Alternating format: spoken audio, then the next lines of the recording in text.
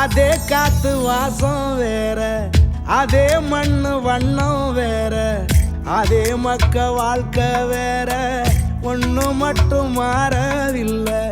மத்த நாட்டு சுவையெல்லாமே ஒத்த வேலை உடைய போல, சுத்தமான நம்மூர் சுவையோ ஆத்தா தந்த உசுர போல.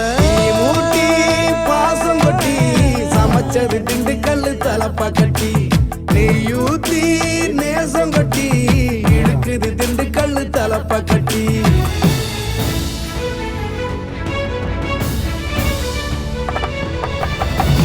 மூட்டி பாசம் கொட்டி சமைச்சது திண்டுக்கல் தலப்பா கட்டி, நெய்யூத்தி நேசம் கொட்டி படைச்சது திண்டுக்கல் தலப்பா கட்டி.